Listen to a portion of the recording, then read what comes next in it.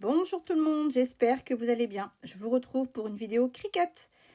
J'ai eu envie de tester quelque chose. En fait, ça fait un petit moment que je voulais essayer de découper du bois avec la Cricut, sauf que vu le prix du bois pour la Cricut et n'ayant pas non plus la lame couteau, j'avais envie, avec l'esprit récup que j'ai toujours eu, de tenter de couper une sorte de matière qui ressemble à du bois.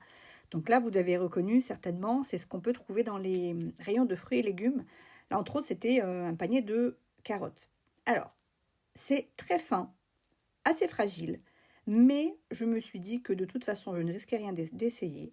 Donc là, j'ai commencé par découper avec un ciseau, et puis vous verrez par la suite, en fait, c'était beaucoup plus net en le faisant avec un cutter.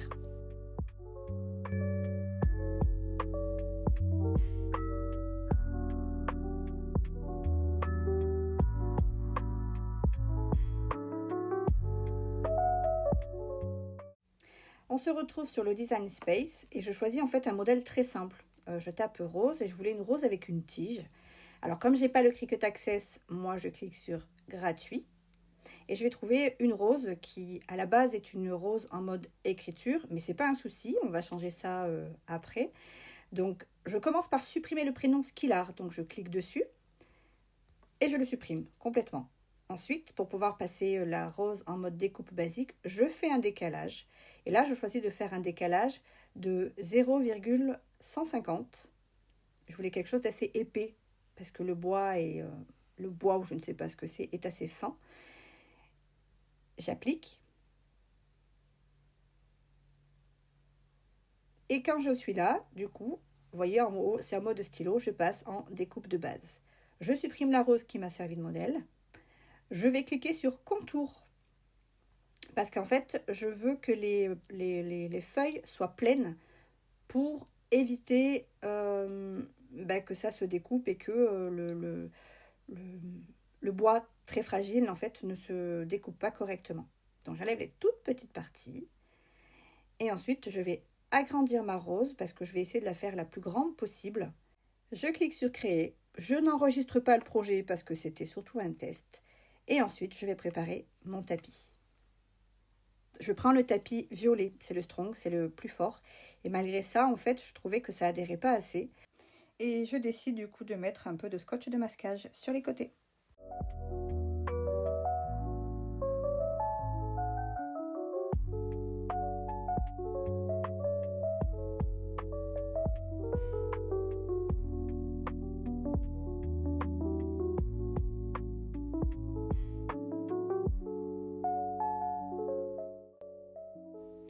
Lorsque j'ai fini de préparer mon tapis, j'allume ma Cricut, je charge le tapis et là en fait je vous montre que j'utilise la lame à pointe fine et non la lame couteau, comme je vous l'ai dit parce que je n'ai pas de lame couteau. Et alors ne faites surtout pas comme moi, vous avez dû remarquer en fait que je n'ai pas enlevé, poussé les petites roues blanches, vous savez, bon là avec mon gros bras dessus vous ne voyez rien, mais les petites roulettes blanches là, on est censé les mettre sur le côté et j'ai complètement oublié. Donc à un moment donné, je vais me rendre compte de mon erreur, mais ce sera trop tard. Donc ma foi, heureusement que c'était pas très épais, ça n'a pas posé problème. Plus de peur que de mal. Par contre là voilà, j'ai eu peur, donc j'ai essayé, mais bon, la Cricut était lancée, donc j'ai laissé travailler la Cricut.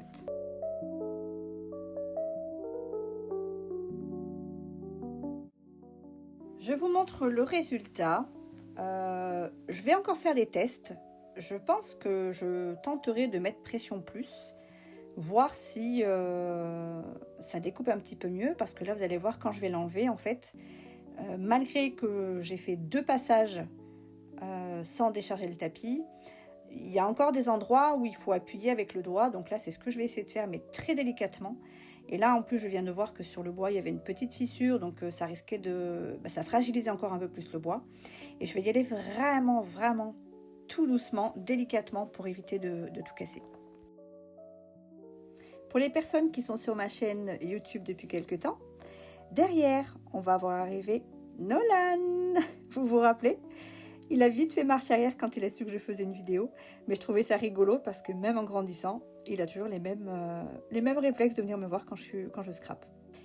Sur les images, vous me voyez prendre un cutter en fait parce que je suis repassée dessus, sur les lignes qui étaient déjà découpées par la Cricut parce que finalement je trouvais ça plus simple et plus net.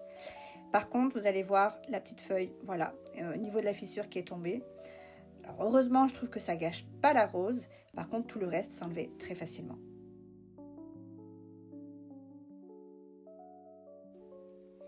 Une fois que j'ai enlevé toutes les petites parties, sur le dessus, à certains endroits, ça faisait des sortes de peluches. Donc là, je vous montre avec le doigt, il suffisait de gratter et puis ça partait. Voilà, au final, ma rose me plaît bien. Je suis assez satisfaite du résultat. Je pense que je vais retenter avec d'autres morceaux, d'autres motifs. En tout cas, j'espère que cette vidéo vous aura plu, qu'elle vous aura inspiré pour vous créer des choses qui vous intéressent, qui vous plaisent. Je vous laisse ici, je vous fais de très gros bisous et vous dis à très bientôt pour une nouvelle vidéo. Bisous!